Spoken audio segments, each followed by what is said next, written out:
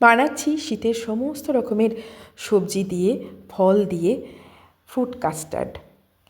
ওই জন্য আমি 1 প্যাকেট দুধ মানে 500 দুধটাকে জাল দিতে বসিয়ে দিয়েছি।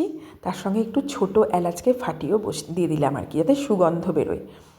এবার আমি 2 চামচ মতন চালগুঁড়িকে আর এই ফুটন্ত দুধকে তুলে নিয়ে ভালো করে ফেটিয়ে একদম মিশিয়ে, যাতে ক্রিমি একটা টেক্সচার আসে, অনেকটা ফিরনির মতন হয়, সেই জন্য ভালো করে মিশিয়ে দিচ্ছি এবং বারবার নাড়তে থাকছি।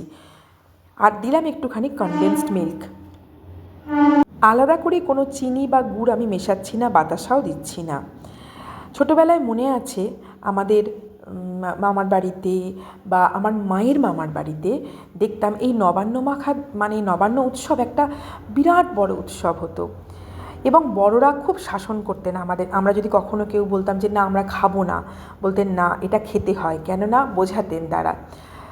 এবং সব বাড়িতেই যখন আমরা আমাদের খেলার মানে সাথীদের বাড়িতে যেতাম বা বন্ধুদের বাড়িতে যেতাম, সেখানেও যখন নবান্ন মাখা হতো বা এই যে ধরুন এই বসন্ত পঞ্চমীর পর শীতল ষষ্ঠীর দিন যে গোটা সেদ্ধ সবাই কিন্তু 1 বাটি করে হাতে ধরিয়ে দিত, বাচ্চাদের হাতে, বড়দের হাতে, সবার হাতে।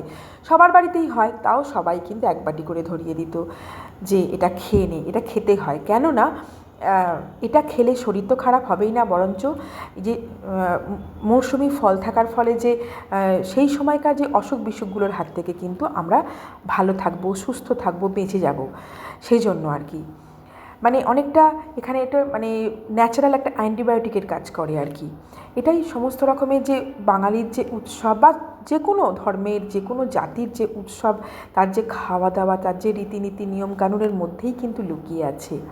তাই প্রত্যেকটা রিচুয়ালসকেই সম্মান করা উচিত আমাদের, মানে তাকে শ্রদ্ধা করা উচিত।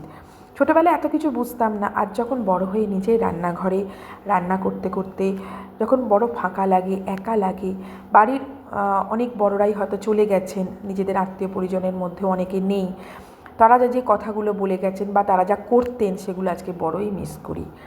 যদিও ঈশ্বরের অনেক আশীর্বাদ যে আমার মা দিদা এখনও বেঁচে আছেন, জেঠিমা আছেন, মামিমা আছেন, তাদের হাত থেকে এখনও শেখা যে রান্নাগুলো বা রেসিপিগুলো খুব ফলো করার চেষ্টা করি।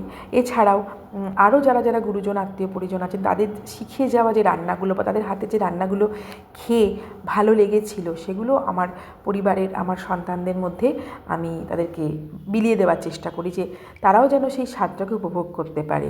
এবার ঘরে তৈরি মাখা সন্দেশ ছিল, সেটাও ওপর থেকে ছড়িয়ে দিয়েছি, একটু খোয়া ক্ষীর দিয়েছি, আর নিজের হাতে তৈরি খেজুর গুড়, সেটা তো আপনাদের আগেই শেয়ার করেছি, সেটাও ছড়িয়ে দিলাম।